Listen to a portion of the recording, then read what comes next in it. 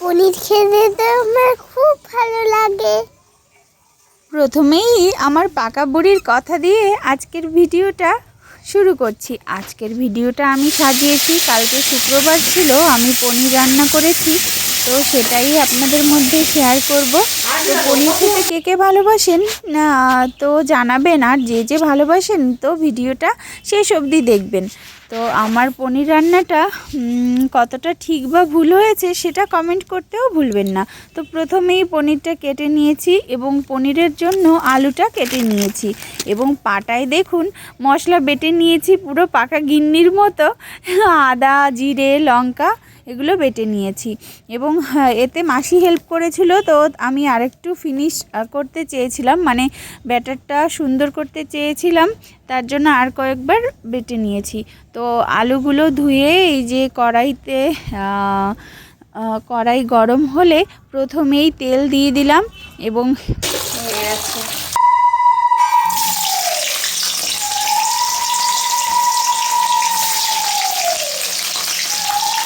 পনিরগুলো দিয়ে দিলাম।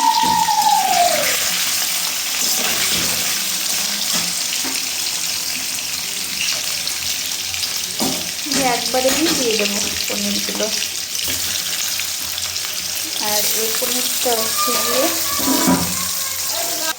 এবং আমাদের না মায়াপুরের পনিরটা ভীষণ ভালো লাগে, তবে এখন এই রেড কাউয়ের এই পনিরটা আমাদের আনা হয় এবং আমি রান্না করি। এই দেখুন পনিরটা ভাজা হচ্ছে এবং খুব ড্রাই, মানে খুব লাল করে ভাজবো না।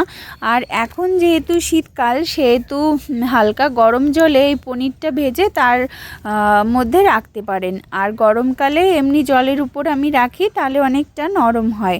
আপনারাও এই রেমেডিটা ফলো করবেন, দেখবেন পনির অনেকটা সফট হবে। তো দেখুন আমি জলের মধ্যে রেখে দিচ্ছি। তো যে তেলটা বেঁচেছিল সেই তেলেই আমি কিছুটা আলু দিয়ে দিয়েছি। ও আরেকটা বিষয়, আমি না কিছুটা তেল কমিয়ে নিয়েছিলাম, আমার একদম তেল বেশি ভালো লাগে না, তবে আজকে একটু অয়েলি অয়েলি হয়ে গেছিলো। তো আলুটা ভেজে নিচ্ছি এবং আলুতে লবণ, মানে অল্প অল্প দিয়ে সব কিছুতেই লবণ হলুদ দিয়ে এরকম করে ভেজে নিয়েছি। পনিরে আমি কিছুই দিইনি, না হলুদ লবণ কিছুই না। আর এই দেখুন ওই মাসি তো হেল্প করেছিল আমাকে, আমি আরেকটু পাটায় বেটে নিয়েছিলাম মশলাটা। আমার হচ্ছে গিয়ে অনেক মিহি মানে লাগবে মশলাটা, তাহলেই আমার মনে হয় যেন স্বাদটা ভালো হয়।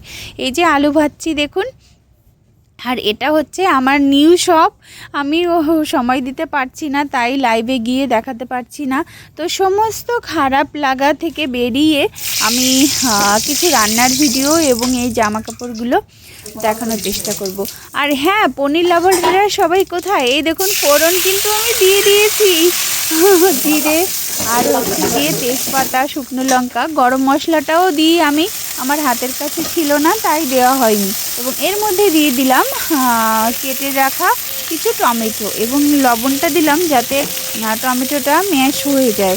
তো এর জন্য মশলাটা ভালো করে আর কি কষিয়ে নিতে হবে।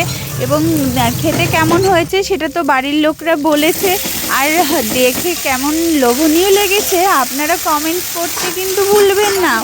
আমি এই যে মশলাটা বেশ ভাজা ভাজা হয়ে গেছিলো এবং তারপরে এই আলুটা দিয়ে, আলুটা একটু বেশিই দিয়েছিলাম, নতুন আলু যেহেতু, নতুন আলু খেতে সবারই ভীষণ ভালো লাগে। প্রথম পরিমাণ মতো জল দিয়ে দিয়েছিলাম, জলে জাল উঠবে এবং এই পনিরের জলটা কিন্তু আমি ফেলিনি। হ্যাঁ, তো পনিরের জলটা দিয়ে দিয়েছি। এখন আগে যেহেতু আলু ভাজাতে লবণ পড়েছে, সেই বুঝে লবণটা দিতে হবে আপনাদেরকেও, আমিও সেই বুঝে লবণ দিয়েছি। এবং আমরা ঝাল পছন্দ করি সেহেতু এটা বেশ দেখেন লাল লাল হয়েছে, কোনো রেড কালার নয়, এটা ঝালই দিয়েছি, শুকনো লঙ্কা। আর এদিকে আমার মাধবকে একবার দেখিয়ে দিলাম, মা পুজো দিয়েছিলেন।